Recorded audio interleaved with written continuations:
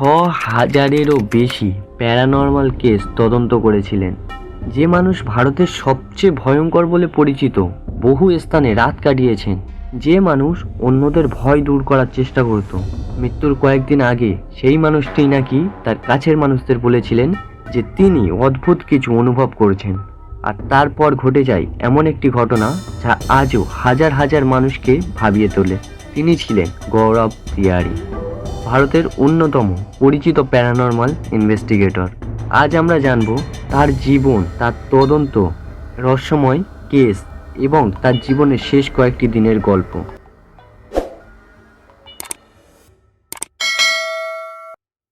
গৌরব তিওয়ারির জন্ম একটি সাধারণ ভারতীয় পরিবারে। ছোটবেলা থেকেই তার মধ্যে কৌতূহল ছিল প্রবল। অন্য বাচ্চারা যখন সাধারণ খেলাধুলোয় ব্যস্ত থাকত, তখন গৌরব অজানা বিষয় নিয়ে প্রশ্ন করতেন।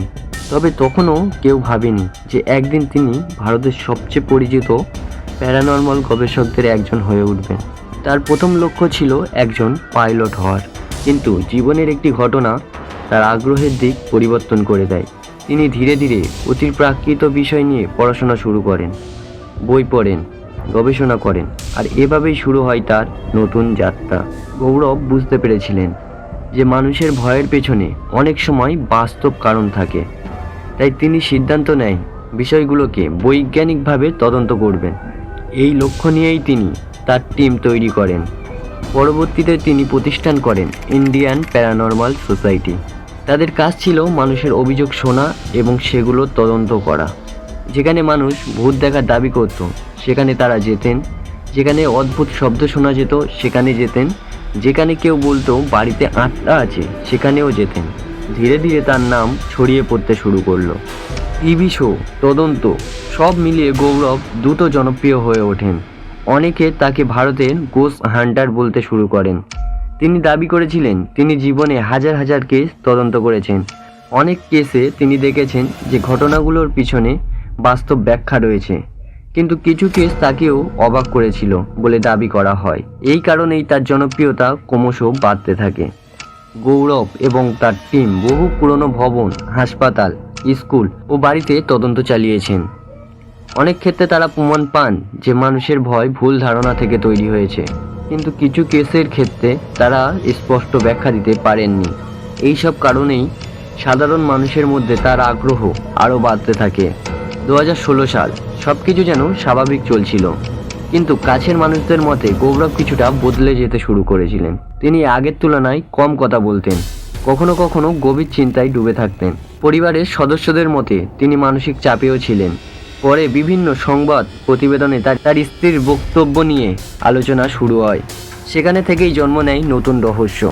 এবার আসি সেই কেসে, যাকে ঘিরে আজও অসংখ্য গল্প প্রচলিত রয়েছে।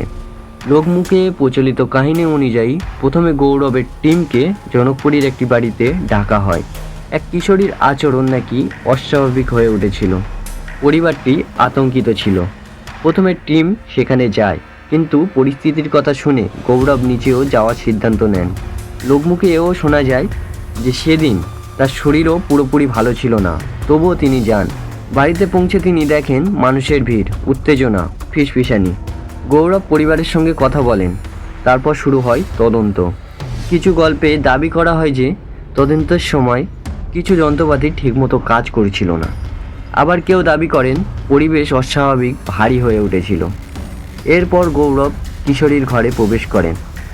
এরপর কি ঘটেছিল তা নিয়ে নানা ধরনের গল্প প্রচলিত রয়েছে, তবে এইসব দাবির পক্ষে নির্ভরযোগ্য প্রমাণ নেই।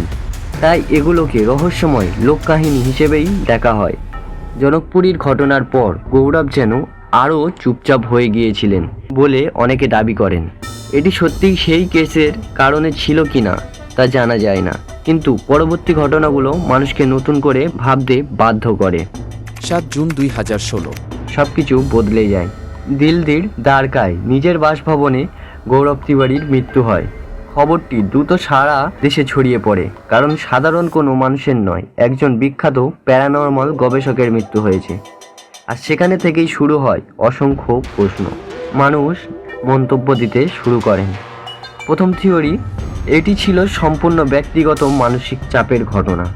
দ্বিতীয় থিওরি, জনকপুরীর সেই কেসের সঙ্গে কি কোনো সম্পর্ক ছিল?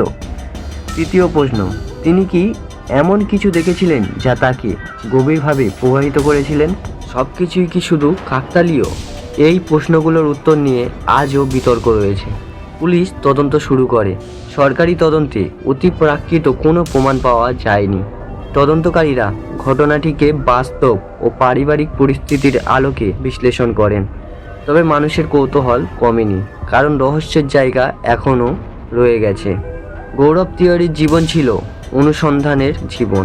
তিনি এমন একজন মানুষ ছিলেন যিনি অজানাকে জানার চেষ্টা করেছিলেন, কিন্তু শেষ পর্যন্ত তার নিজের জীবনকেই ঘিরে তৈরি হয় সবচেয়ে বড় প্রশ্ন।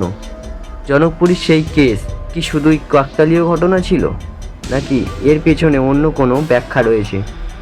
হয়তো সেই উত্তর আমরা কোনোদিনও জানতে পারবো না, কিন্তু একটি বিষয় নিশ্চিত, গৌরব তিওয়ারির নাম ভারতের প্যারানর্মাল ইতিহাসে চিরকাল আলোচিত থাকবে।